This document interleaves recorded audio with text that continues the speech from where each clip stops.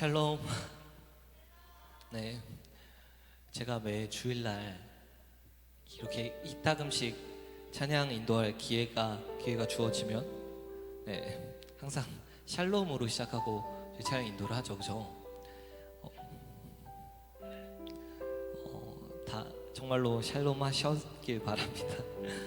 네, 오늘 사실 목사님에게 이제 말씀을 전해 듣고 이런 말씀을 하실 거다라고 저한테 제가 여쭤봐요. 찬양 인도를 하는 주에 어떤 말씀이신지. 그래서 그거를 맞춰서 제가 찬양을 하고 싶은 마음에 그렇게 여쭤보는데, 오늘 주보에 적혀 있는 것처럼 이삭의 축복에 관한 말씀이라고 하셨는데, 그래서 제가 이삭의 축복을 묵상하고 제가 내린 결론은 이삭이 크게 한 게 없다. 물론 이삭이 이제 정말로 은혜 가운데, 성품 가운데 계속 양보하고 이런 과정은 있었지만, 그래도 크게 보자면 그냥 계속 아브라함에게 주신 하나님의 말씀을 그대로 믿고 나아갔던 것밖에 없다라고 제가 결론을 내렸거든요. 그래서 하나님의 약속에 대한, 그리고 담대함에 나아가는 거에 대한 제가 찬양을 준비했는데, 오늘 과연 설교 말씀과 맞을지는 모르겠지만 제가 맞추고자 하는 마음에 그렇게 했는데, 그래서 오늘 가운데서도 찬양 가운데 또 말씀 가운데 하나님의 말씀을 다시 한 번 더 붙드는 시간이 될 수 있었으면 좋겠고, 그리고 담대하게 한 주가 또 승리하면서 살아가시길 바라는 마음에 제가 선곡을 했습니다. 같이 처음에 좀 빠른 찬양인데 같이 하나님이 약속하심을 믿고 기쁘게 찬양합시다.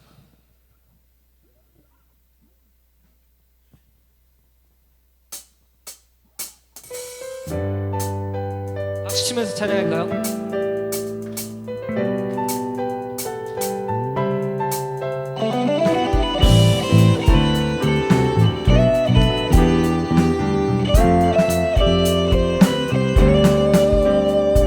주의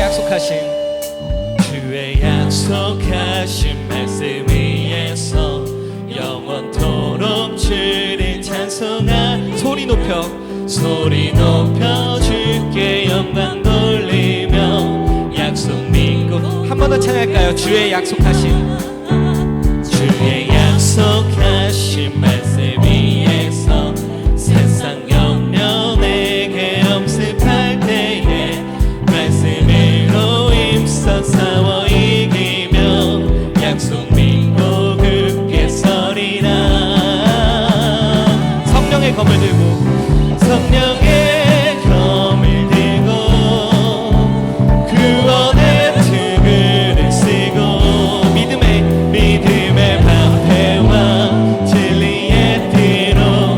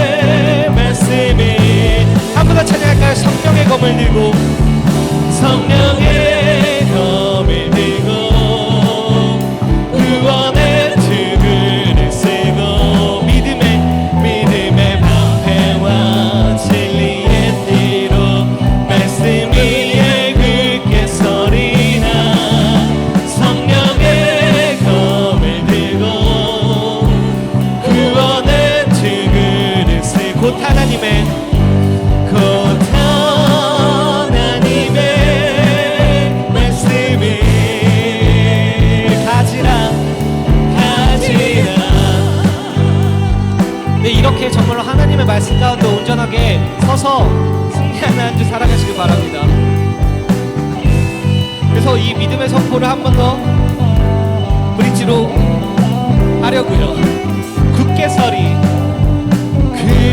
굳게 서리 굳게 서리 굳게 서리 그 말씀 위에 굳게 서리라 굳게 서리 굳게 서리 굳게 서리 그 말씀 위에 굳게 서리라 믿음으로 한 번 더 선포할까? 굳게 굳게 서리 굳게 서리 굳게 서리 그 말씀이 마지막으로 찬양합시다. 굳게 서리. 굳게 서리 굳게 서리 굳게 서리 그 말씀 위에 굳게 서리라 성령의 검을 들고 구원의 투구를 쓰고 믿음의 방패와 진리의 띠로 말씀 위에 굳게 서리라 성령의 검을 들고 구원의 투구를 쓰고 곧 하나님의 말씀을 마지막 잡시다. 성령의 검을 들고 성령의 검을 들고 구원의 투구를 쓰고 믿음의 방패와 진리의 띠로 말씀 위에 굳게 서리라 성령의 검을 들고 구원의 투구를 쓰고 곧 하나님의 말씀을 가지라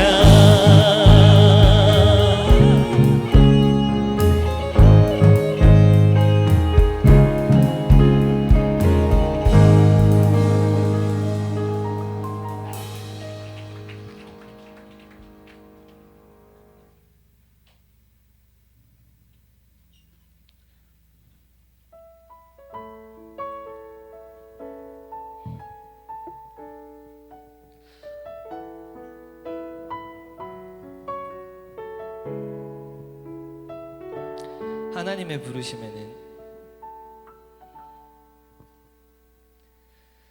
하나님의 부르심에는 후회하심이 없네 내가 이 자리에 선 것도 주의 부르심이라 하나님의 부르심에는 결코 실수가 없네 나를 부르신 하나님의 신실하심을 믿네 날 부르신 듯 내 생각보다 크고 날 향한 계획 나의 지혜로 측량 못하나 가장 좋은 일로 가장 완전한 길로 오늘도 날 이끄신 믿네 하나님의 부르심에는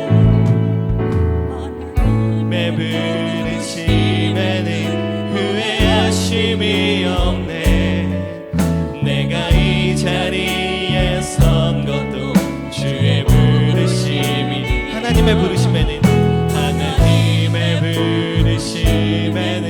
결코 실수가 없네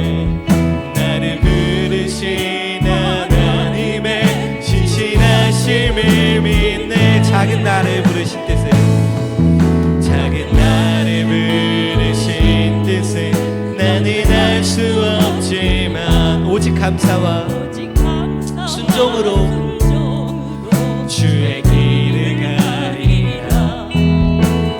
내가 연약해져도 주님 날 도우시니 나은 그 계획이 나를 믿으며 살리. 날 향한 계획 날 부르신 뜻내 생각보다 크고 날 향한 계획 나의 지혜로 측량 못하나 가장 좋은 길로 가장 완전한 길로 오늘도 주신 믿네.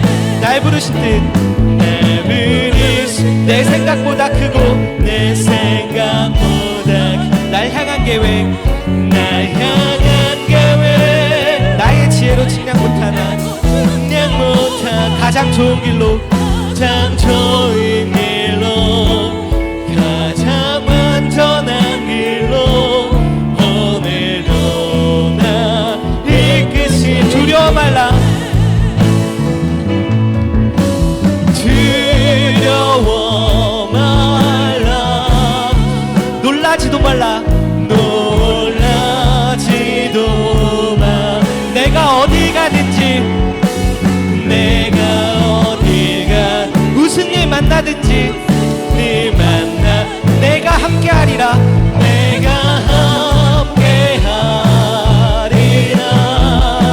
두려워 말라 두려워 말라. 놀라지도 말라 놀라지도 말라. 내 너를 붙들리라 내 너를 붙들리라. 너를 도우리라 도우리라. 주님 약속하셨네. 주님이 주신 땅으로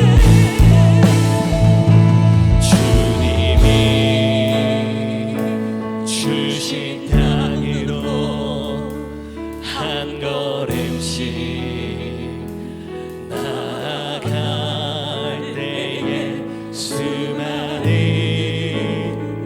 적들과 견고한 성이 나를 두렵게 하지만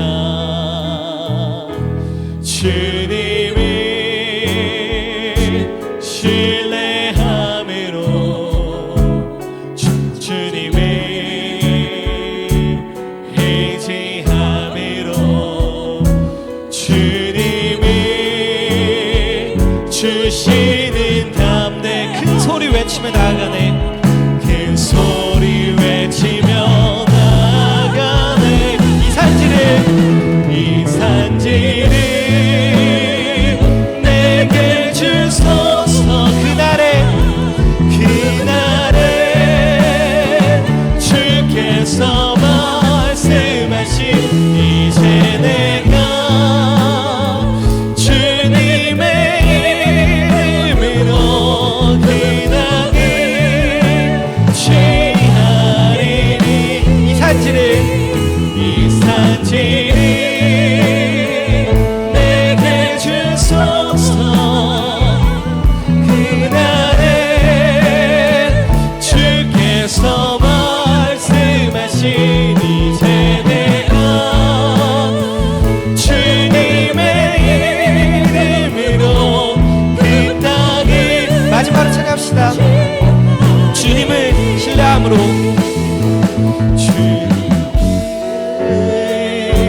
신뢰함으로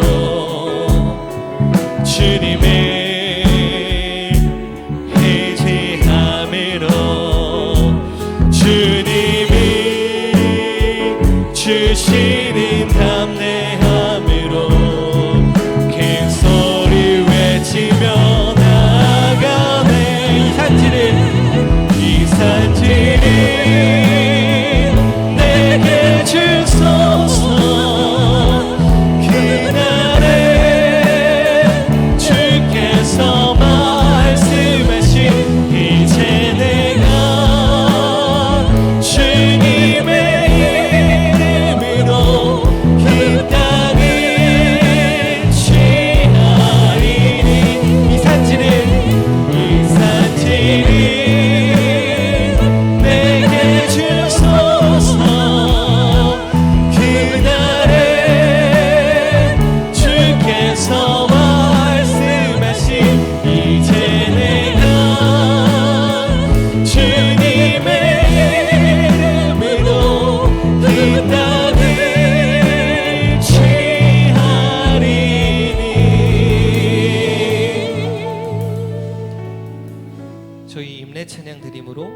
시작하겠습니다.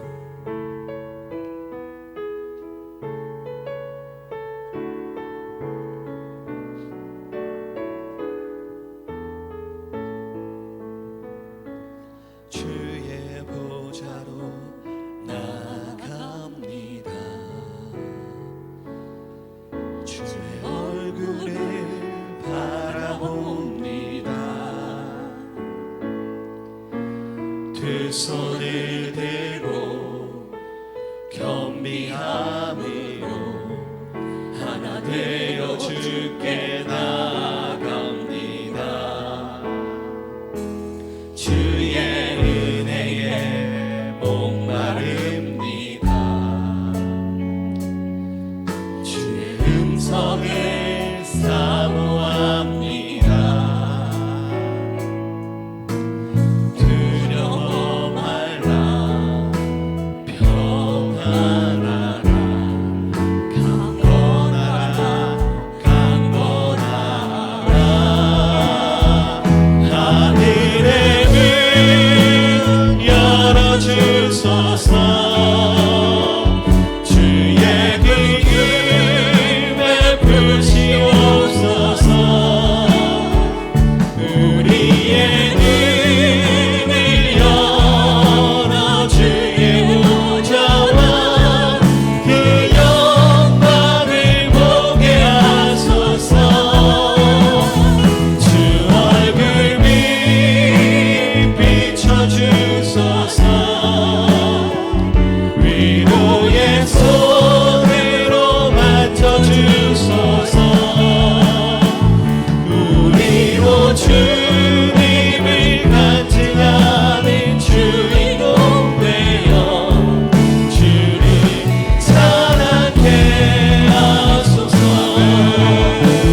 하늘의 문 열어주소서. 주의 기름 베푸시옵소서. 우리의 눈을 열어 주의 보좌와 그 영광을 보게 하소서. 주 얼굴 빛 비춰주소서. 위로의 손으로 만져주소서. 우리로 주님을 간증하는 주인공 되어 주를 사랑케 하소서. 영광 영광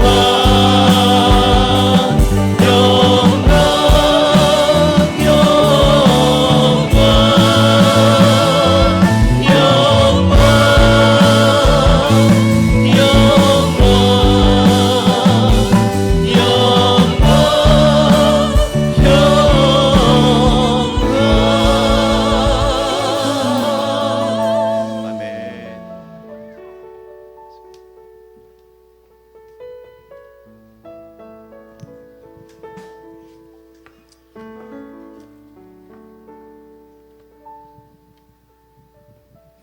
다 같이 기도하시겠습니다.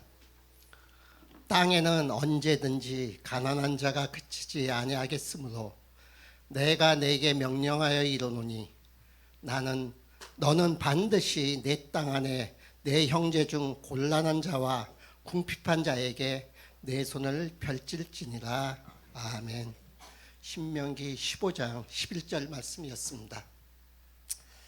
하나님, 지금 세계는 기후와 전쟁과 지진과 전염병과 여러 가지 일들로 인하여서 많은 사람들이 고통을 당하고 목숨을 잃고 아비규환의 상태에서 살아가는 사람들이 많이 있는데, 오늘 우리 호산나 교회 성도님들은 이 안전한 주님의 피난처에서 하나님의 이름을 부르며 하나님의 영광을 찬양하고 나의 죄를 주님께 고백하고 용서함을 받는 귀한 자리를 허락하여 주심에 감사를 드립니다.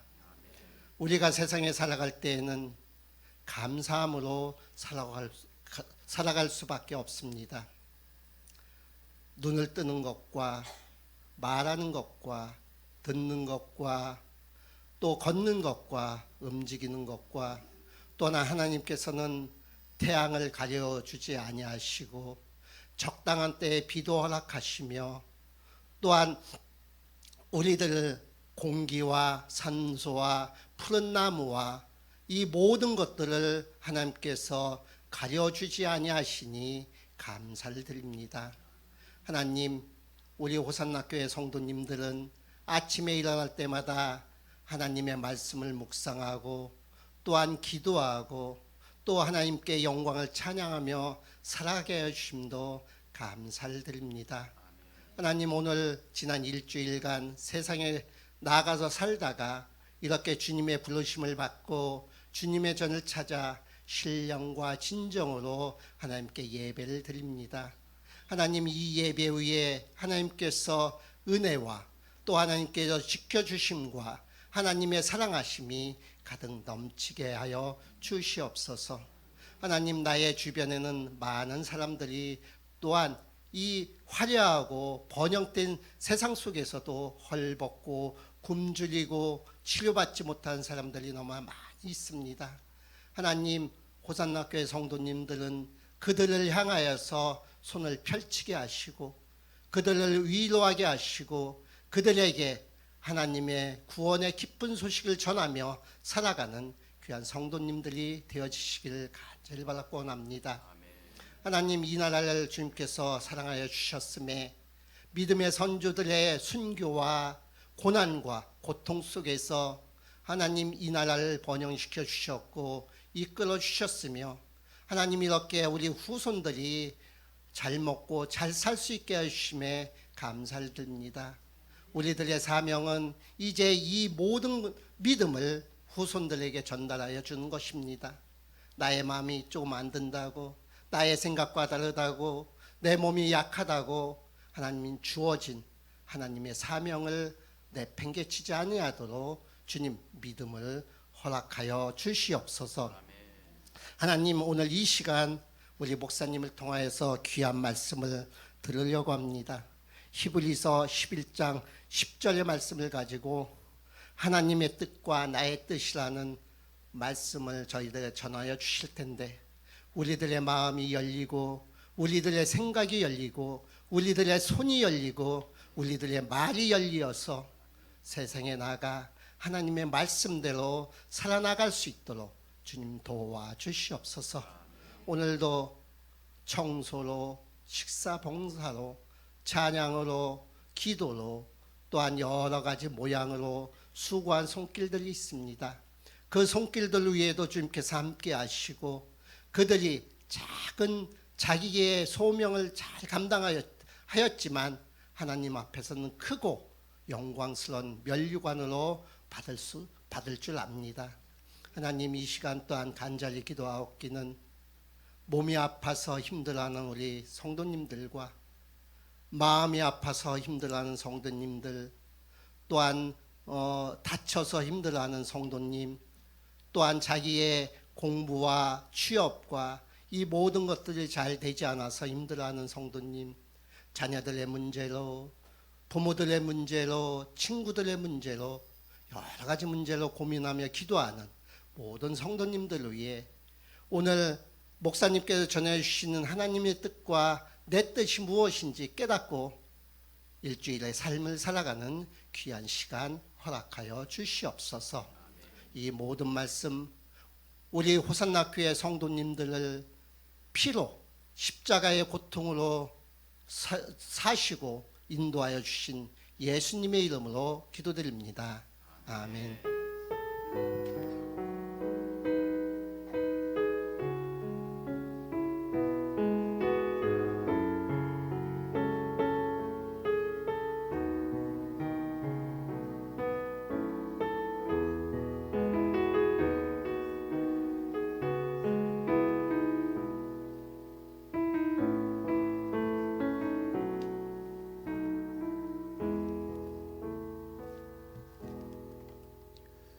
감사합니다. 우리 다 함께 교독문 84번 함께 교독하도록 하겠습니다.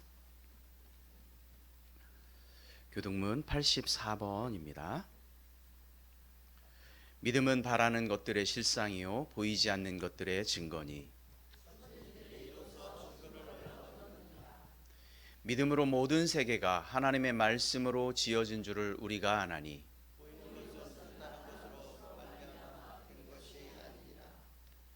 믿음으로 아벨은 가인보다 더 나은 제사를 하나님께 드림으로 의로운 자라 하시는 증거를 얻었으니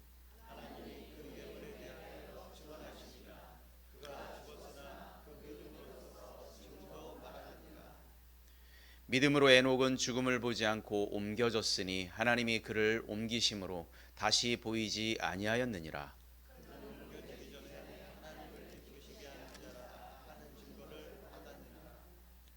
믿음이 없이는 하나님을 기쁘시게 하지 못하나니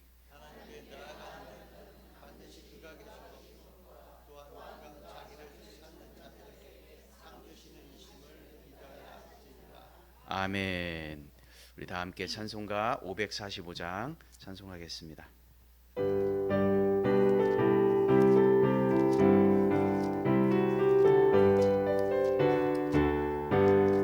이 눈에 아무 증거 아니 배어도 믿음만을 가지고서 늘 걸으면 이 귀에 아무 소리 아니 들려도 하나님의 약속 위에 서리라. 걸어가세 믿음 위에 서서 나가세 나가세 의심 버리고 걸어가세 믿음 위에 서서 눈과 귀에 아무 증거 없어도 이 눈이 보기에는 어떠하든지 이미 얻은 증거대로 늘 믿으며 이 맘에 의심 없이 살아갈 때에 우리 소원 주 안에서 이루리.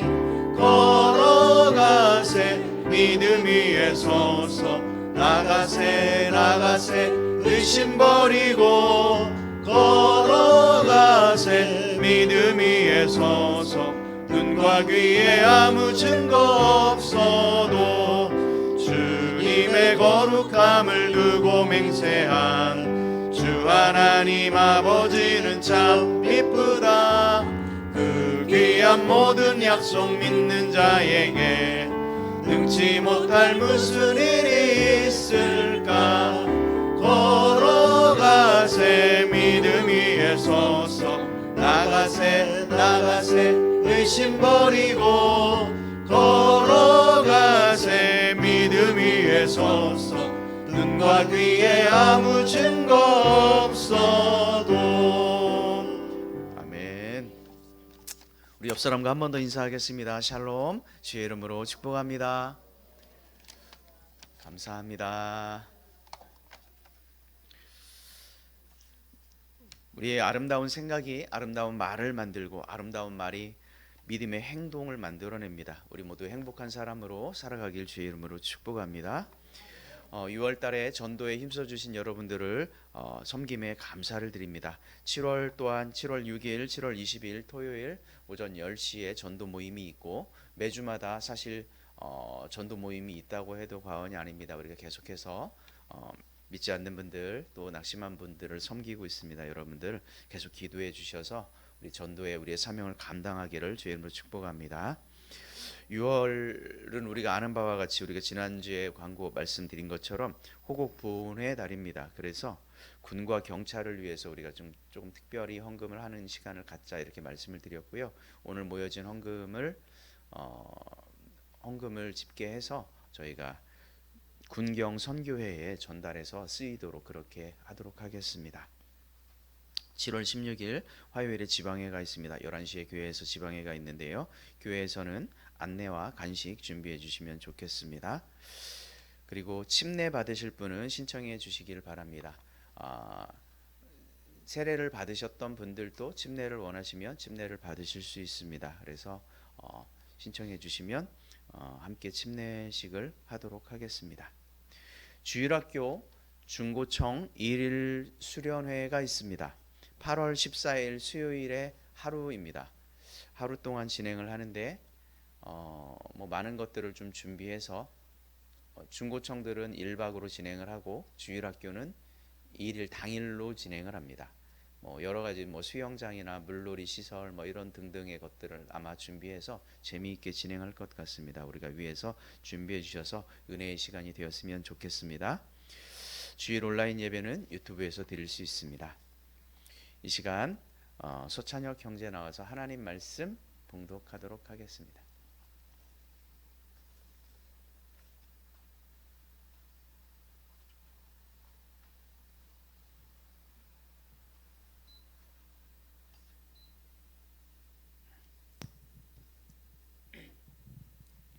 오늘 말씀은 히브리서 11장 20절 말씀입니다. 신약 성경 365쪽입니다. 봉독하겠습니다. 믿음으로 이삭은 장차 있을 일에 대하여 야곱과 에서에게 축복하였으며. 아멘. 감사합니다. 이 시간에는 우리가 준비하신 예물을 드릴 때에 유영일 전사님 나오셔서 하나님께 찬송 올리겠습니다.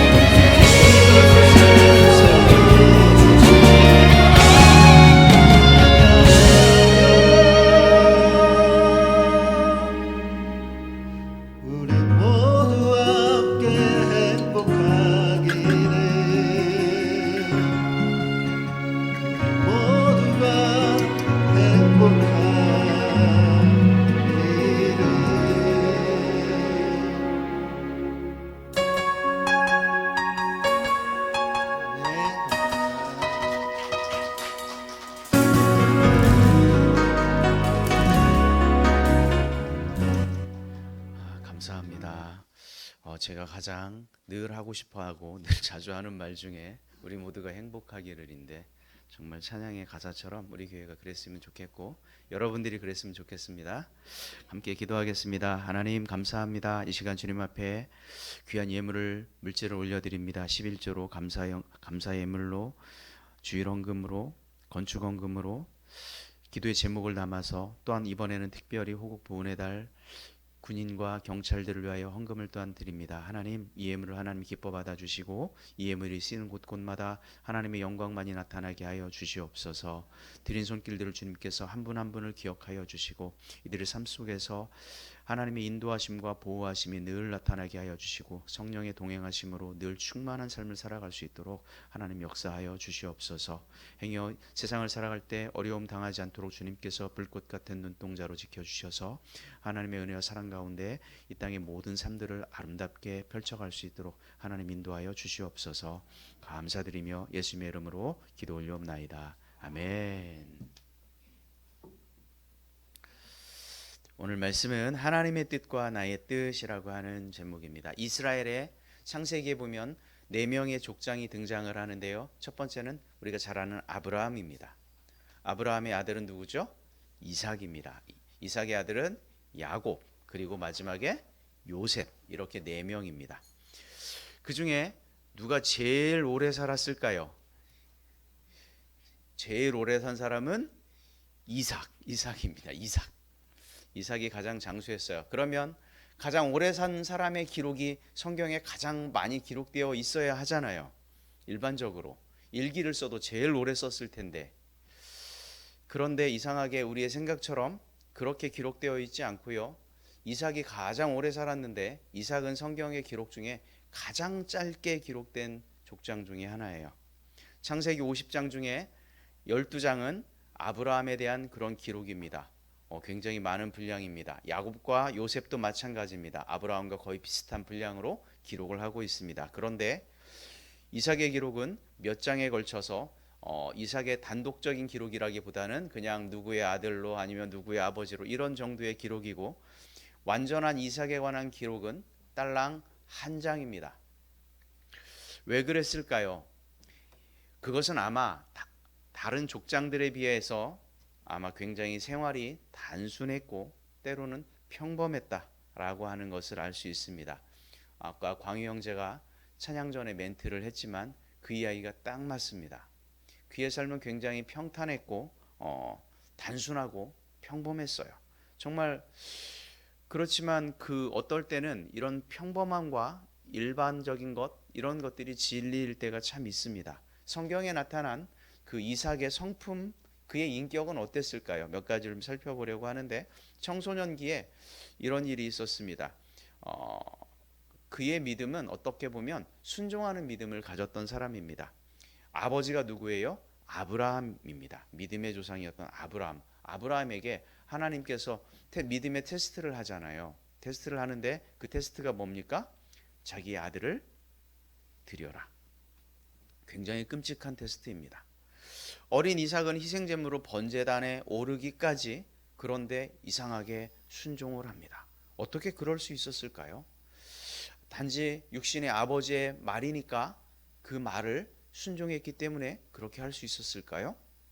그렇지 않습니다. 창세기 22장 7절에 보니까요, 이삭이 아버지에게 묻는 장면이 나오는데, 아버지, 불과 나무는 있거니와 번제할 어린 양은 어디에 있습니까? 이렇게 물어봐요. 아마 아버지가 뭐라고 대답해야 할까요? 너무 난감한 질문 아닙니까? 사실은 자기 아들을 제물로 드려야 하는데, 그때 아브라함이 이렇게 대답했어요. 우리 함께 같이 성경을 읽어보겠습니다. 내 아들아, 번제할 어린 양은 하나님이 자기를 위하여 친히 준비하시리라. 아멘. 자, 이 말을 듣고 나서요, 이삭이 놀랍게 아버지의 말씀에 순순히 따라가요.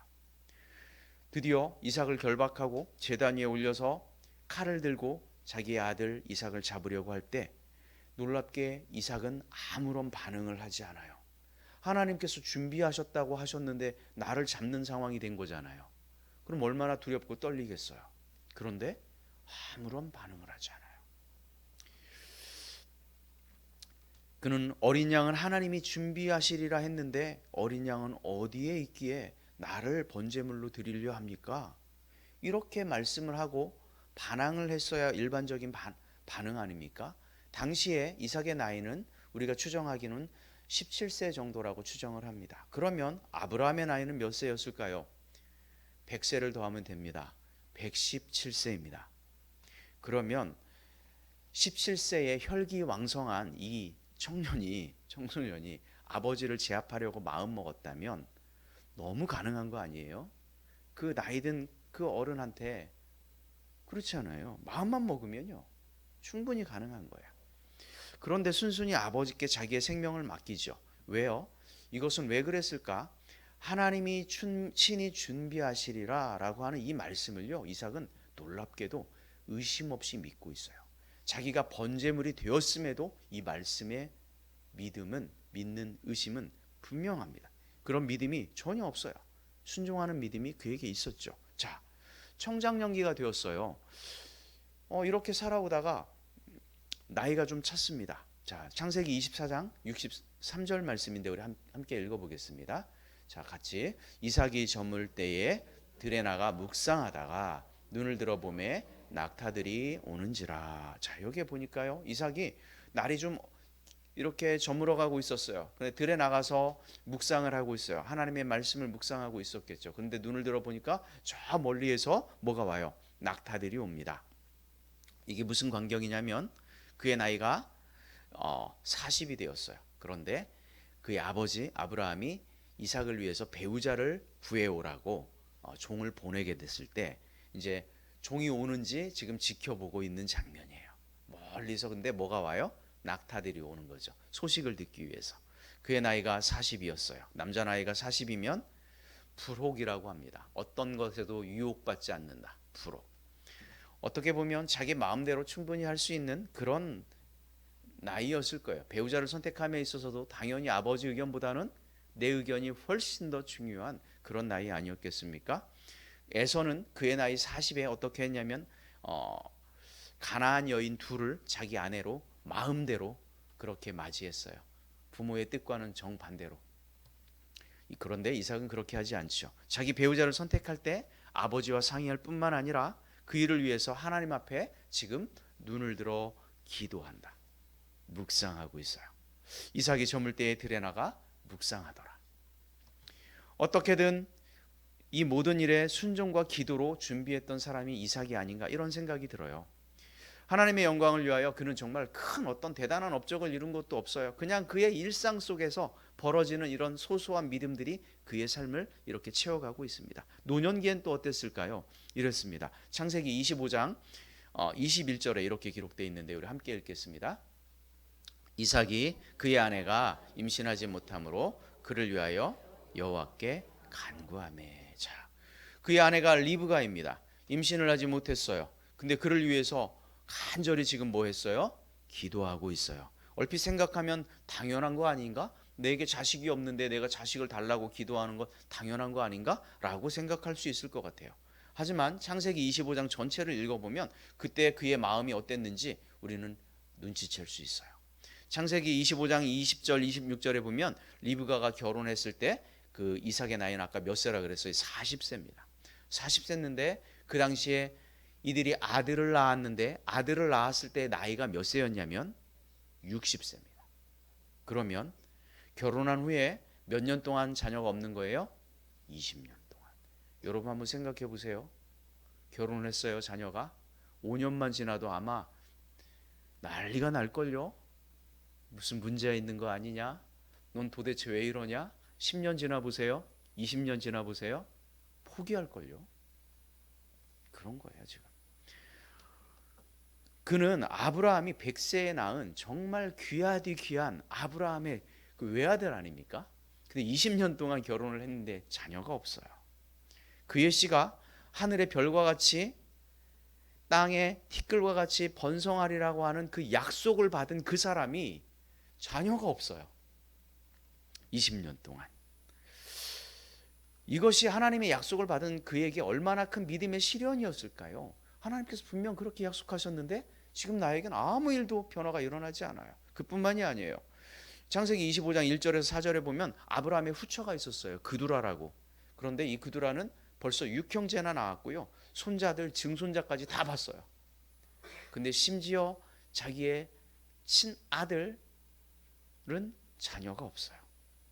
창세기 25장 12절 이하에 보면 아브라함의 첩의 소생이었던 이스마엘은 벌써 이미 12형제를 거느렸고요. 12형제가 다 장성해서 마을의 지도자들이 다 되었어요. 그때까지 이삭은 자녀도 없어요. 그러니 얼마나 답답한 일이겠습니까? 이삭이 그의 아내가 임신하지 못함을 위하여 여호와께 간구하였더라. 이게요, 어떤 간구겠어요? 얼마나 간절함이 있었겠어요. 20년 동안 정말 인내하며 기도한 결과 그는 마침내 복을 받게 되는데, 히브리서 6장 14절에 보니까요, 내가 반드시 너에게 복 주고 복 주며 너를 번성하게 하고 번성하게 하리라 하셨더니 그가 이같이 오래 참아 약속을 받았느니라. 오래 참았다는 얘기는 20년 동안 기도했다. 그리고 복을 받았다. 이외에도 이삭은요, 정말 믿음의 본을 보인 그런 굉장한 인물입니다. 그 사람의 별명을 이야기하자면 우물 파는 사람이에요. 우물 파는 데 아주 달인입니다. 창세기 26장에 이삭이 가는 곳마다 우물을 팠어요. 그 이야기를 묵상하다 보면 이삭의 그 믿음과 신앙과 인격이 어떠했는지를 우리 금방 알 수 있어요. 어떻게 보면 아버지, 믿음의 조상이라고 하는 그 아버지에 비하면, 혹은 아니면 그의 손자 요셉에 비하면, 야곱에 비하면 뭐 특별한 것이 없지만 이상하게 이 이삭이라고 하는 인물은 우물을 팠어요. 26장에 보니까요, 우물을 6번 팠습니다. 여러분 생각해 보십시오. 중동에는 물이 많아요, 석유가 많아요? 석유가 많아요. 파면 석유는 나오지만 파면 물은 안 나와요. 예, 그런 땅이에요. 메말라서요, 파기도 얼마나 힘든지 알아요? 그 당시에 우물이 발견됐어요. 근데 우물 깊이가 얼마인지 아십니까? 50m입니다. 우물 뭐 몇 메타 파면 나오고 이런 거 아니에요. 메마른 중동 땅에서 우물을 하나 파기가 이렇게 어려운데요, 창세기 26장에 우물을 6번 팠어요. 그런데 그곳에서 물이 나오는 것도 너무 신기하지 않아요? 팠는데 물이 나와.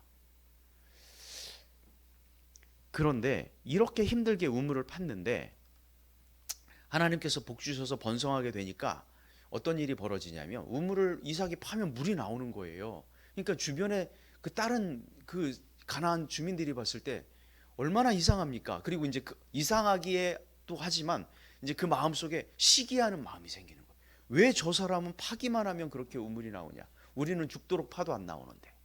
그래서 어떻게 했냐면 시비를 걸어요. 왜 시비 걸었을까요? 우물을 뺏으려고. 괜한 시비를 거는 거예요. 말도 안 되는 시비를 걸어요. 그래서 분쟁이 발생하잖아요. 그 당시에 이제 목축을 하니까 뭐 사람도 먹고 살아야 되고 가축들도 먹여야 되는데, 분쟁이 났을 때 당연히 그 이삭이 판 우물이니까 자기 거잖아요. 그런데 이삭이 어떻게 했을까요? 옮겨요. 그래, 이거 너 해. 네가 쓰고 내가 다른 곳에 가서 파마. 또 파요. 또 팠는데 그곳에 또 물이 나오는 거예요. 파는 곳마다 물을 얻게 되는 거예요. 근데 물을 얻을 때마다 참 그 동네 사람들도 참 이상한 사람들 많아요. 또 와서 또 시비를 걸어요. 몇 번이요? 6번. 그때마다 이삭은 다 양보하고 떠나요. 이삭이 힘이 없어서 그런 것 같습니까? 내가 약하니까요? 아니에요. 이삭은요, 그 당시 아말렉 그 왕보다요 더 강성했다고 성경에 기록해요. 왜냐하면 굉장히 거부가 되었고요, 거느리고 있는 사람도 엄청 많았거든요. 전쟁하면 다 이깁니다. 그런데 우물을 다, 그래 이거 너 하고 내가 또 다른 곳에 파마. 누가 어떻게 이렇게 할 수 있습니까? 그러한 그에게 하나님께서 복을 주셨어요. 가는 곳마다 정말 우물을 얻게 했어요. 마침내 그 아비멜렉 왕이 그 시기하는 것이 이제 헛된 일이라고 하는 걸 알았어요. 아, 이 사람은 보통 사람이 아니구나. 내가 이렇게 시기해서 우물 빼앗는다고 이 사람을 내가 이길 수 없구나. 그래가지고 그렇게 맨날 괴롭히다가 결국은 다 포기하고, 아, 이분은 하나님이 함께하는 분이구나, 이렇게 깨닫고 군대 장관과 더불어서 결국은 이삭을 찾아와서 무릎을 꿇어요. 우리가 그동안 잘못했다고. 그러니까 창세기 26장 28절에 이렇게 기록되어 있어요. 그들이 가로되 여호와께서 너와 함께 계심을 우리가 분명히 보았으므로 우리의 사이 곧 우리와 너희 사이에 맹세를 세워 너와 계약을 맺으리라. 이제 너는 여호와께 복을 받은 자니라. 예. 하나님이 함께 하신다라고 하는 사실을 아니까 이삭과 이제 더 이상 대항할 수 없다는 사실을 알게 되고 무릎을 꿇고 화친을 지금 청하는 장면입니다. 그때 이삭은 어떻게 했을까요? 좀 억울하지 않았을까요? 여러분 같으면 어떻습니까? 열심히 읽어놨더니 누군가가 쳐들어와서 다 뺏어버려. 얼마나 억울했겠어요. 그런데요, 이삭의 성품이 참 대단합니다. 믿음이 정말 대단한 것이 그 사람들 이제 다 왔잖아요. 잔치를 베풀어요. 먹고 마시고 아침에 일찍 일어나서 서로 맹세한 다음에 조약을 맺고 그들에게 돌려보내며 어떻게 썼냐면 그들이 평안히 갔더라. 참 엄청난 대인배의 모습을 보여줍니다. 과거에 그렇게 다툼을 만들고 우물을 빼앗았던 그 소행을 꾸짖기보다는 그들을 반갑게 맞아주고 잔치 베풀어주고 평안히 그들을 보내줬어요.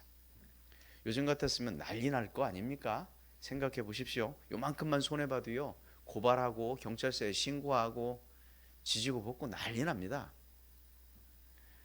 이삭이 이런 것들을 볼 때 얼마나 대단한 성품의 사람이었는가라는 걸 보여주죠. 그런데요, 오늘 읽었던 이 본문 히브리서 11장은 이런 대단한 이삭의 믿음을 보여준 이런 사건들을 기록해야 되잖아요.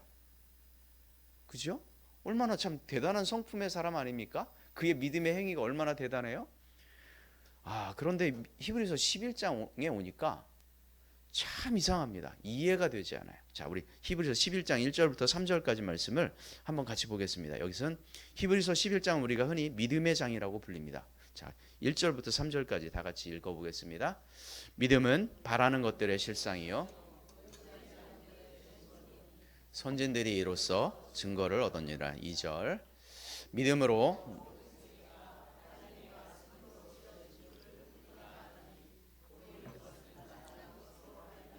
된 것이 아니니라. 아멘. 자, 여기 보니까요 1절부터 3절까지는 믿음이 뭐다 이렇게 지금 이야기합니다. 그러면서 히브리서 11장의 포문을 쫙 엽니다. 4절부터 그러면서 구약시대에 그 믿음으로 살았던 사람들을 한 명 한 명 이렇게 소환해서 기록을 해놨어요. 자, 한번 보겠습니다. 4절 말씀 함께 보겠습니다. 다 같이 시작. 믿음으로 아벨은 가인보다 더 나은 제사를 하나님께 드림으로 의로운 자라 하시는 증거를 얻었으니. 자, 여기 생각해 보세요. 아벨은요 가인과 똑같이 예배를 드렸어요. 그런데 누구의 예배를 받아요? 아벨의 예배를 받게 되잖아요. 그래서 아벨이 그 예배를 받았다라고 하는 것을 그의 대표적인 사건으로 지금 히브리서 11장 기자가 기록하고 있어요. 자, 5절 말씀 같이 보겠습니다. 믿음으로 에녹은 죽음을 보지 않고 옮겨졌으니 하나님이 그를 옮기심으로 다시 보이지 아니하였느니라. 에녹은 죽음을 보지 않고 하늘로 올려졌어요. 그 사건을 기록하고 있습니다. 자, 7절 말씀. 믿음으로 노아는 아직 보이지 않는 일에 경고하심을 받아 경외함으로 방주를 준비하여 그 집을 구원하였으니 이로 말미암아 세상을 정죄하고 믿음을 따르는 의의 상속자가 되었느니라. 자, 노아 하면 생각나는 게 뭡니까? 방주예요. 예, 그 사건을 기록하고 있죠. 자, 그리고 아브라함은 어떻게 기록했나 볼까요? 8절 말씀. 믿음으로 아브라함은 부르심을 받을 때에 순종하여 장래의 유업을 받을 땅에 나아갈새 갈 바를 알지 못하고 나아갔으며. 네, 창세기 12장에 보면 아브라함에게 떠나라 그래요. 내 본토와 친척과 아비 집을 떠나라. 그때 어디로 갈지도 몰라요. 그런데 믿음으로 아브라함은 나아갔다. 예, 그 이야기를 지금 기록하고 있어요. 그러다가 오늘 본문에 이삭에 관한 이야기를 기록하는 것이 바로 20절이에요. 20절 말씀 보겠습니다. 20절. 믿음으로 이삭은 장차 있을 일에 대하여 야곱과 에서에게 축복하였으며. 자, 이게 이제 이해가 안 되는 부분이에요. 다 그 믿음의 인물들이 믿음으로 행했던 일들이 그 당시에 너무도 대표적인 그런 믿음의 사건들을 기록을 하고 있어요. 그런데 지금 이삭은 기록할 게 없나 봐요. 뭐 했어요? 아들에게 축복했다. 이게 끝이에요. 도대체 이게 무슨 내용입니까? 아니면 우물 팠던 얘기를 기록하든지, 예? 그렇잖아요. 아니면 번제물로 내가 잡혔을 때 내가 믿음으로 이렇게 순종했다, 뭐 이런 얘기를 좀 써주든지, 아니면 내가 20년 동안 정말 그렇게 간절히 기도했는데 그거라도 좀 써주던지. 근데 뭐라고 썼어요? 죽을 때 다 돼가지고 아들에게 내가 축복 기도했다. 이게 믿음이래요. 이게 도대체 무슨 말입니까? 앞뒤가 안 맞지 않아요? 다시 한번 히브리서 11장 20절 말씀을 한번 같이 보겠습니다. 다 같이 시작.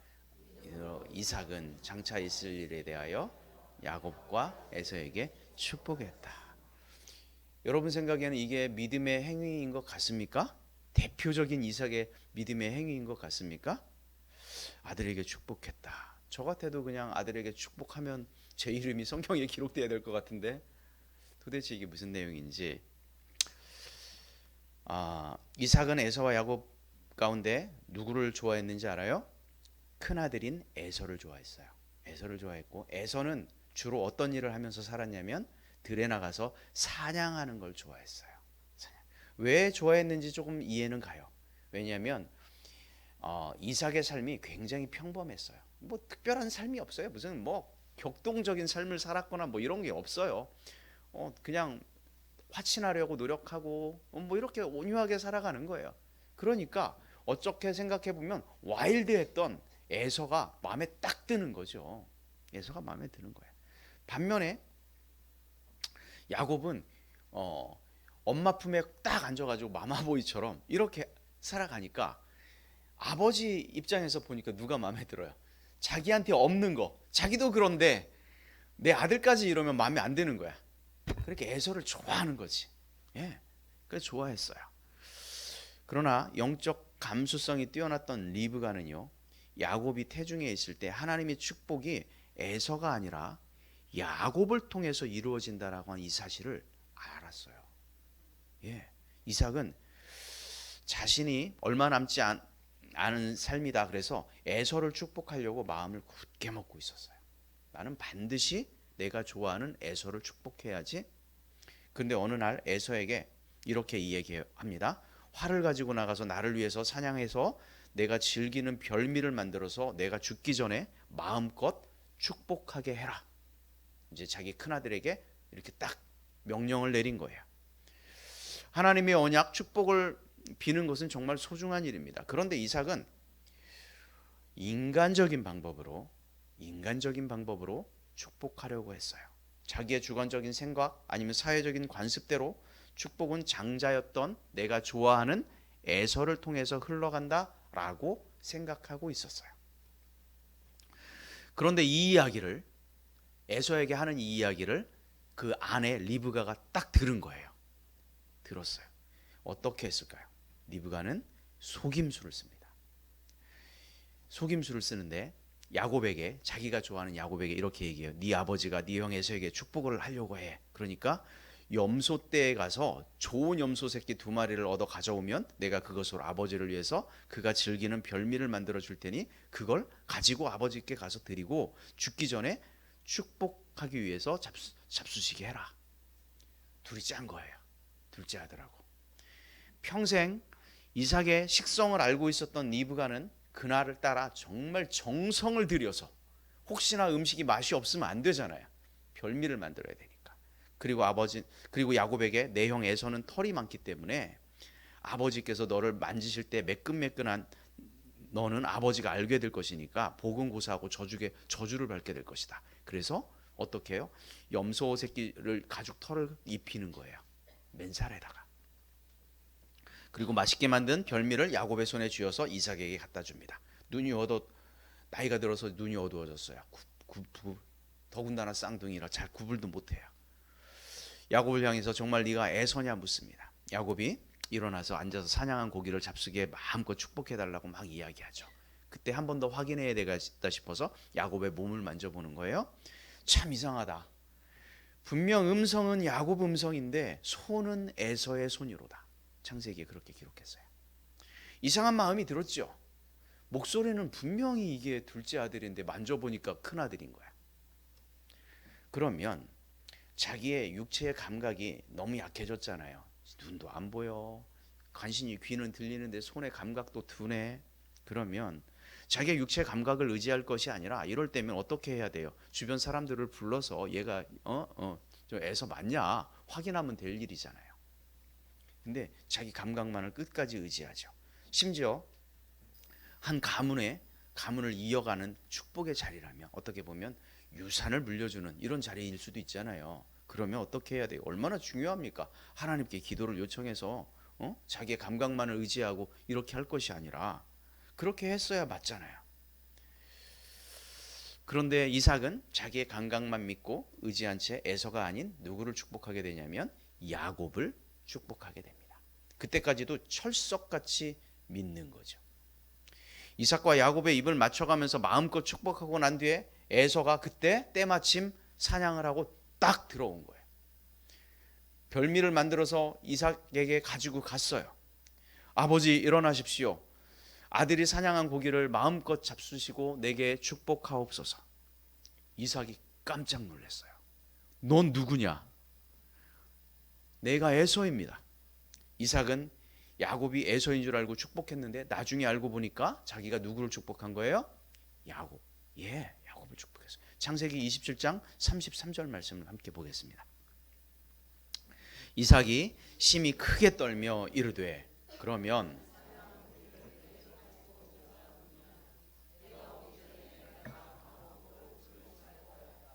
그가 반드시 복을 받을 것이니라. 아멘. 자, 여기에 보면요. 이삭의 마음이 어떤 마음이었는지 기록하고 있는데요. 자, 뭐라고 기록되어 있어요? 이삭이 심히 크게 떨며 이렇게 이야기를 합니다. 큰아들에게 얘기해요. 에서가 이 이야기를 듣고요. 대성통곡을 합니다. 내게도 축복해달라고. 야곱이 나를 속인 게 벌써 두 번째라고. 팥죽 사건도 있고 이번에 축복권까지 가로채고. 나를 위해서 축복할 것이 더 없습니까? 얼마나 충격적인 사건이었을까요? 이삭이 야곱에게 속아서 에서에게 할 축복을 야곱에게 이미 했으니 그러면 취소하고 에서에게 다시 축복하면 되잖아요. 그럴 것 같지 않아요? 하지만 뭐라고 이야기하냐면 이삭이 에서에 대답하여 이르되 내가 그를 너의 주로 세우고 그의 모든 형제가 내가 그에게 종으로 주었으며 곡식과 포도주를 그에게 주었으니 내 아들이 내가 내게 무엇을 할 수 있으랴? 할 수 없다는 거예요. 할 수 없다. 그리고 이 마음은 흔들림이 없어요. 내가 아우를 섬겨야 하고 네 후손이 아우의 후손이 될 것이다. 창세기 27장 40절에 기록했어요. 이 부분이 굉장히 해석하기 어려운 부분이에요. 사기치고 속이고 축복만 받아내면 그러면 되는 겁니까? 성경이 마치 그거를 용인하는 것처럼 보여지잖아요. 그렇게 해도 돼요. 성경 그런 기사를 기록했어요. 리브가는 두 아들을 향한 하나님의 선한 뜻을 알고 있었어요. 아마 계속해서 이삭에게 강조했을 거예요. 여보, 하나님의 축복은 야곱을 통해서 이루어질 거야. 아마 그 아내 리브가는 이삭에게 그런 이야기를 종종 했을 거예요. 하지만 에서를 좋아했던 이삭은 아내의 말을 어떻게 했을까요? 무시했죠. 무시했습니다. 자신의 축복권을 넘기려 했던 에서가 아니라 야곱에게로 하나님의 축복이 넘어간 것을 깨닫고 이삭의 반응이 뭐였어요? 이삭이 심히 크게 떨며 두려워했어요. 심히 떨었다라고 하는 이 말은 원문에 보니까 두려워하고 크게 두려워했다 이 말이에요. 왜 두려워했을까요? 왜? 자기가 축복한 자가 에서가 아니었기 때문에 마음에 막 우라가 치밀어서 두려웠을까요? 아니면 속인 것 때문에 이런 분노 때문에 두려웠을까요? 아니에요. 왜 두려웠을까요? 너무 화가 나는 일이었지만 내 생각과 의도와 계획과는 반대로 하나님이 말씀하신 대로 되었음을 그 순간에 알았기 때문에 깜짝 놀란 거예요. 내가 아무리 이렇게 하려고 했는데 내 뜻대로 된 게 아니에요. 이걸 아는 순간 전율이 그냥 쫙 오는 거예요. 이삭은 자신의 축복의 대상이 야곱임을 깨달았을 때 하나님의 이 섭리는, 하나님의 뜻은 반드시 이루어지더라. 이걸 순간적으로 딱 느끼는 순간 두려움이 확 몰려오는 거예요. 이걸 아니까 야곱이 나에게 축복해달라고 했을 때 축복을 할 수 있어요, 없어요? 없죠. 어떻게 해요? 못합니다. 자신의 영적 둔감함 때문에 이뤄진 실수임에도 불구하고 내 계획과 뜻이 아니라 하나님의 간섭과 변함없는 하나님의 약속이 이루어진다라고 하는 이 사실을 깨달았던 이삭은 하나님 앞에서 두려운 거예요. 그래서 에서가 아버지 저에게 축복해 주세요. 울면서 졸랐지만 야곱에게 했던 축복은 결코 취소되지 않아요. 이것이 근데 이삭의 믿음입니다. 그걸 기록한 거예요. 왜 그랬을까요? 왜 이것을 이삭의 굉장히 다양한 아까 에피소드들이 많았는데 다 제껴두고 이 내용을 그 믿음장이라고 불리는 그 히브리서 12장 한 장에 한 줄을 쫙 기록을 했을까요? 예, 분명히 뜻이 있죠. 여기에 무엇일까요? 그것은 하나님의 뜻을 분별하는 것이 믿음이다, 이 이야기하려는 거예요. 하나님의 뜻을 분별하는 게 믿음입니다. 내가 때로는 살면서 양보할 수 있어요. 다툼을 피할 수도 있고요. 용서할 수도, 다 믿음이에요. 그렇지만 크게 봤을 때 정말 중요한 건 뭡니까? 하나님의 뜻을 발견하고 하나님의 뜻대로 행하는 거예요. 이걸 기록하고 있는 거예요. 여러분, 믿음은 나의 뜻이 아니라 하나님의 뜻을 깨닫고 그대로 행하는 것인 줄로 믿습니다. 믿음은 하나님의 뜻을 깨닫고 분별하며 살아가는 거예요. 비록 실수가 있고 인간의 나약함, 연약함이 있더라도 하나님의 뜻을 분별하고 나갈 때 하나님께서 우리의 인생을 혼자 두지 않으시고 붙드실 줄로 믿습니다. 때로는 내 고집대로 수고하고 나의 힘대로 나의 노력에도 결국에는 하나님의 뜻이 이루어지더라 라고 하는 것을 믿음의 눈으로 바라보는 것, 이게 믿음입니다. 그래서 이삭은 하나님의 뜻을 깨닫고 심히 떨며 고백한 그 이삭의 축복을 히브리서 11장에서 이삭의 가장 대표적인 믿음의 행위로 기록한 거예요. 사랑하는 성도 여러분, 하나님께서 우리에게 주신 믿음이 요구하는 것은요, 내 고집, 내 계획, 내 생각을 버리고 하나님의 생각, 하나님의 마음, 하나님의 계획, 하나님의 말씀에 순종하는 것인 줄로 믿습니다. 이삭은 이삭대로 자기의 고집을 피웠습니다. 아내 리브가는 야곱과 함께 잔꾀를 써서 하나님의 계획과 말씀에서 벗어나 자기들이 원하는 것을 얻으려고 하는 욕심이 있었습니다. 이 사건 때문에 어떤 일이 벌어졌는지 알죠? 그 가정에 엄청난 불화가 생기게 되죠. 어떤 일입니까? 이삭의 가정에 갈등이 생기고 부작용이 발생을 했는데요. 결국 야곱은 아버지 형 에서를 피해서 도망가죠. 누구네 집으로? 삼촌 집으로 도망가요. 거기서 20년 살아요. 또. 형제였지만 우애 좋게 살아갈 수가 없었어요. 그 가정이 엉망이 돼버립니다. 이삭의 모습을 보면서 우리가 이 땅을 살아가는 날 동안 잊지 말아야 할 것은 하나님의 뜻이 반드시 이루어진다. 우리가 살면서 내 생각대로, 내 경험대로, 내 고집대로 결정하며 살아갈 수 있습니다. 그 속에서 실수를 할 수도 있고 이기적으로 변할 수도 있고 잘못할 수도 있습니다. 그러나 하나님의 뜻을 깨달았다면 그 자리에서 돌아서서 나의 고집을 버리고 하나님의 뜻으로 돌아서길 주의 이름으로 축원합니다. 이게 믿음입니다. 말씀을 정리하겠습니다. 오늘 우리 찬양팀이 찬양을 드렸잖아요. 저도 악기를 조금 연주를 하지만 악기를 연주할 때 제일 먼저 해야 하는 일이 뭔지 아십니까? 뭔지 아세요? 주에 맞습니다. 줄을 맞추는 거예요. 여기 기타, 베이스 뭐 다 줄을 맞춰야 됩니다. 이걸 튜닝이라고 합니다. 튜닝. 줄을 맞추는 거예요. 표준 음에 맞게 조절하는 거예요. 튜닝이 되지 않은 악기는 아무리 비싼 악기라 하더라도 그 연주팀에서 연주할 수 있을까요? 없을까요? 없어요. 여기 있는 기타들 다 비싸요. 뭐 다 막 굉장히 가격도 많이 비싸고 드럼도 비싸고 다 비싸요. 그런데 줄이 안 맞아. 그럼 여기서 뚱땅뚱땅 거리면 여러분들 어떻게 할 수 있어요? 이게 음악으로 들려요? 소음으로 들려요? 소음으로 들려요. 튜닝이. 믿음은 그럼 뭡니까? 이 영적인 튜닝을 하는 게 믿음입니다. 영적인 튜닝. 하나님의 뜻에 맞도록 내 뜻을 조절해서 맞추는 것.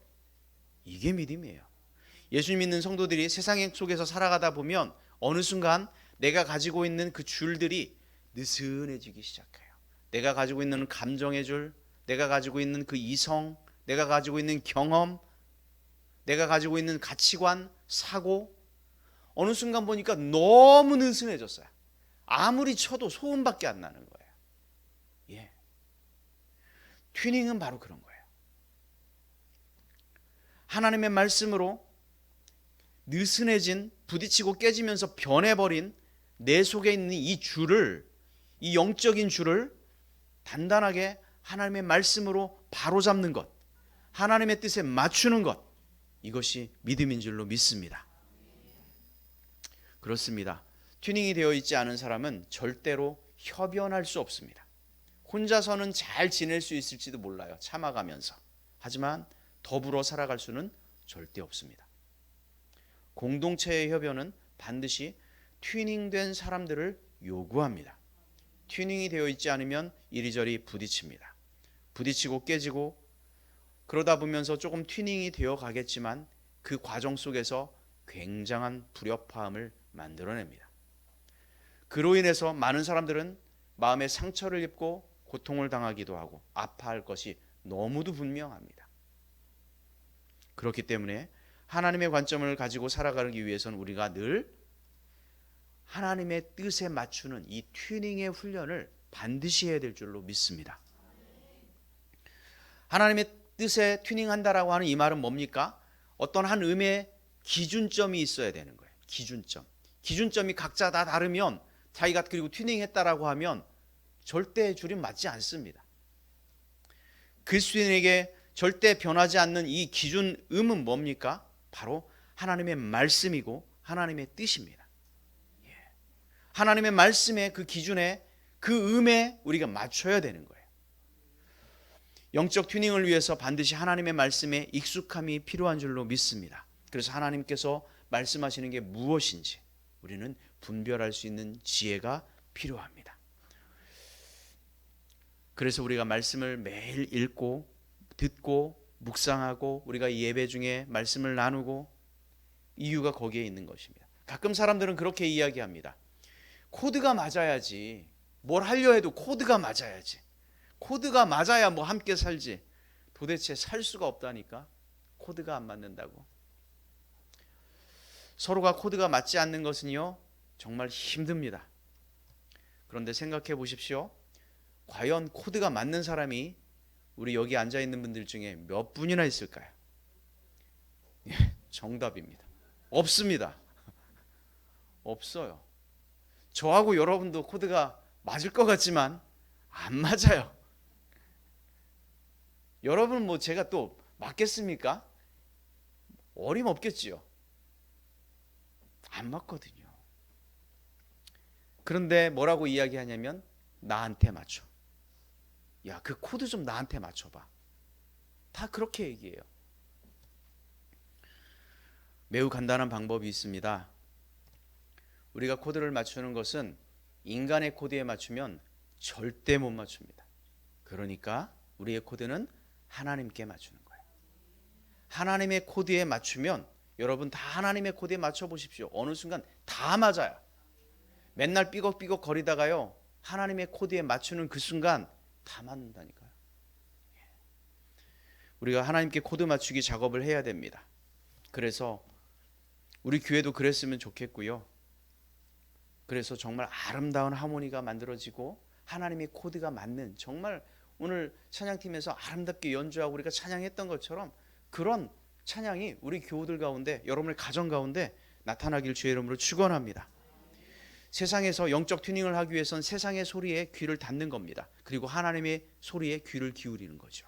세상에서 들려오는 소리에 잡음을 제거해야 됩니다. 사탄도 우리의 내면에 뭘 들려줄까요? 아주 멋진 화음을 들려주는 게 아니라요 잡음을 들려줘요. 그런데 우리는 어떻게 생각하냐면 야, 왜 이렇게 멋있어? 라고 화음처럼 들어요. 예수님은요 40일 동안 금식하시고 공생애 시작하시기 전에 어떻게 하셨어요?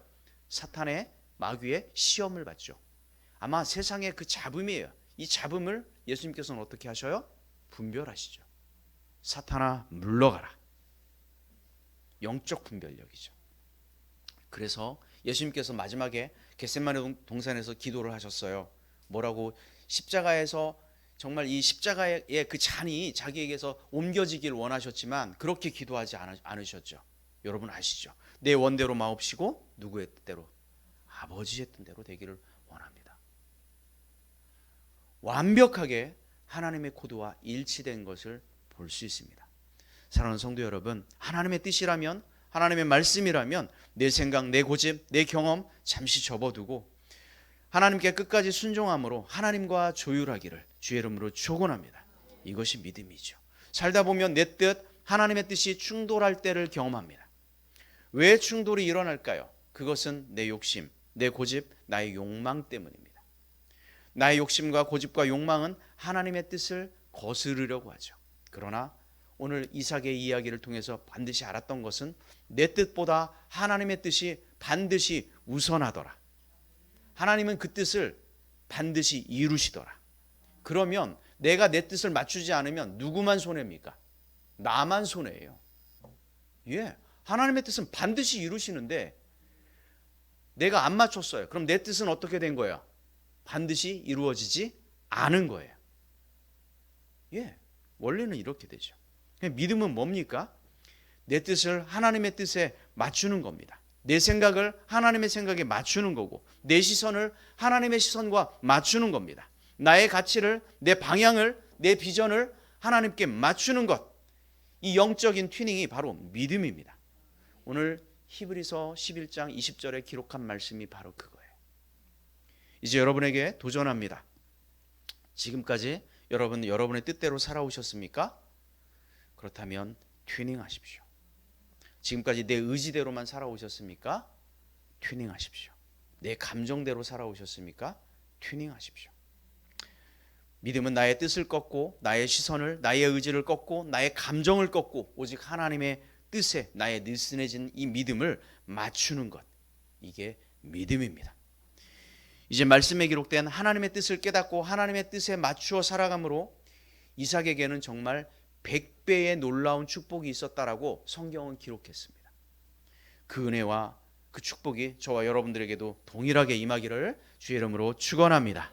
아멘. 이 시간 함께 찬양하려고 합니다. 함께 자리에 일어나셔서 찬양하려고 하는 찬양은 믿음이 없이는입니다. 히브리서 오늘 12장 말씀에 있는 그 말씀입니다. 히브리서 11장에 있는 말씀.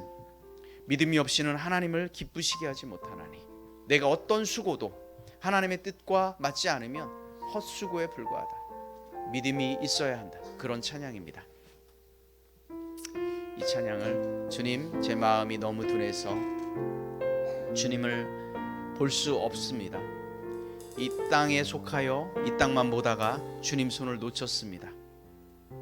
이제 믿음으로 하나님을 기쁘게 하는 삶을 살게 하여 주옵소서. 그런 찬양입니다. 함께 가사를 생각하며 찬양합니다.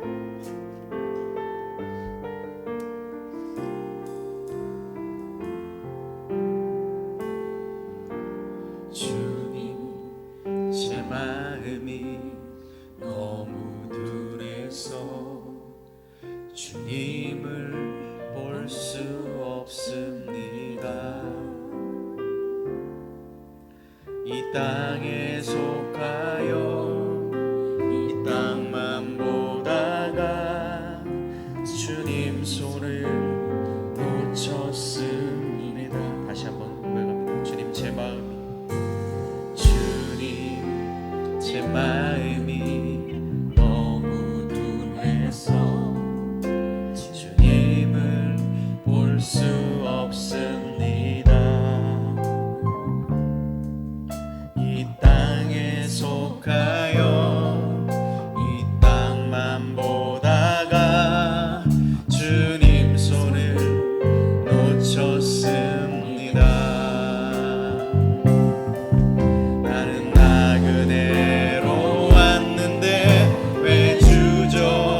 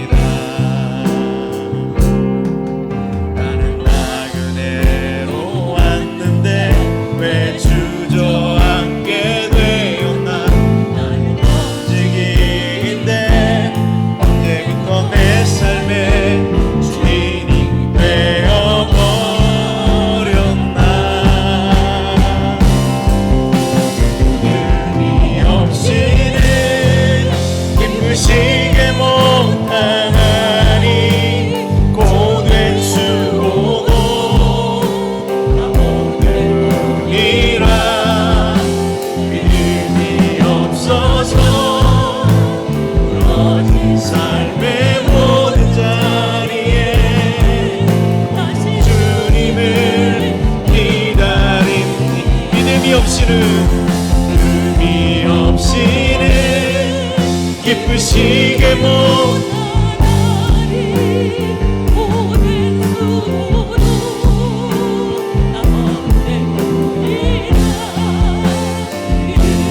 없어서 무너진 삶의 모든 자리에 다시 주님을 기다려. 믿음이 없이는 하나님을 기쁘시게 하지 못하나니 기쁘시게 못하나니 모든 수고도 다 엎은 뿐이라. 믿음이 없어서 무너진 삶의 모든 자 주님을 기다립니다. 기다하면 믿음이 없이는 기쁘시게 못하나니 모든 수고도 다 엎을 뿐이라. 믿음이 없어서 무너진 삶의 모든 자리에 다시 주님을 기다립니다. 시간 함께 기도했으면 좋겠습니다. 하나님, 내가 믿음이라고 생각하며 살아왔던 것들이 정말 내 생각이 아니었습니까? 내가 믿음이라고 여겨왔던 것들이 단순히 종교행위가 아니었습니까? 내가 믿음이라고 여겼던 것들이 하나님의 뜻과는 어긋난 것이 아니었습니까? 이 시간 하나님의 뜻과 맞추게 하여 주옵소서. 하나님의 뜻에 순종하게 하여 주옵소서. 하나님의 말씀대로 살아가게 하여 주옵소서. 하나님의 뜻께 우리의 모든 삶을 드리게 하여 주옵소서. 이 시간 함께 한 1분간 통성으로 기도하며 나아가겠습니다. 하나님 감사합니다. 아버지 하나님, 우리의 삶을 주님의 삶과 아버지 맞추게 하여 주옵소서. 주님을 닮아가게 하여 주시옵소서. 믿음이 없이는 하나님을 기쁘시게 하지 못한다고 성경에 기록하였습니다. 하나님, 우리의 믿음이 더욱 자라가게 하여 주시옵소서. 내 생각을 주님과 맞추게 하여 주옵소서. 내 시선을 주님과 맞추게 하여 주옵소서. 내 가치를 주님의 가치와 맞추게 하여 주옵소서. 성경이 말씀하시는 그 말씀대로 우리가 살아갈 수 있도록 하나님 붙들어 주시옵소서. 아버지 하나님이 우리가 하나님의 뜻과 조율하는 하나님의 뜻과 우리의 모든 인생들을 튜닝하는 우리의 삶이 될 수 있도록 주님 도와주시고 인도하여 주시옵소서. 아버지 하나님, 믿음의 삶을 살아갈 수 있도록 하나님 붙들어 주옵소서. 믿음으로 행하게 하여 주옵소서. 믿음으로 걸어가게 하여 주옵소서. 믿음의 발걸음을 옮기게 하여 주옵소서. 아버지 하나님, 우리를 붙드셔서 믿음으로 하나님이 기뻐하는 걸 위한 삶을 살아갈 수 있도록 하나님 역사하여 주시옵소서. 믿음으로 삶을 살아갈 때 우리가 하나님 보시기 아름다운 삶을 살아낼 수 있는 우리의 삶이 되시도록 하나님 역사하여 주시옵소서. 이 시간 더욱더 주님을 기다립니다. 믿음으로 행하기 위하여 주님을 기다립니다. 이 시간 믿음으로 행하기를 주님 앞에 나아갑니다. 우리 가운데 하나님 역사하여 주셔서 이 시간 오셔서 우리의 삶을 주관하여 주시고 우리가 믿음으로 발걸음 행할 수 있도록 하나님 인도하여 주시옵소서. 이제 결단하며 나아갈 때에 하나님 함께하여 주시고 하나님 역사하여 주셔서 우리의 발걸음이 믿음의 발걸음 될 수 있도록 하나님 함께하여 주시옵소서.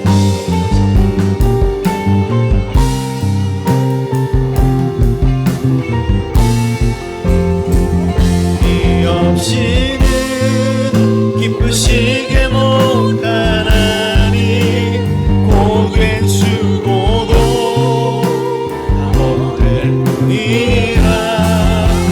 믿음이 없어서 무너진 삶의 모든 자리에 다시 주님을 기다려.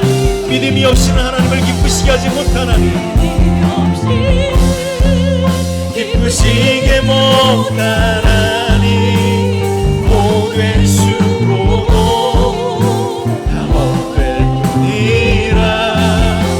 믿음이 없어서 무너진 삶의 모든 자리에 다시 주님을 기다립니다.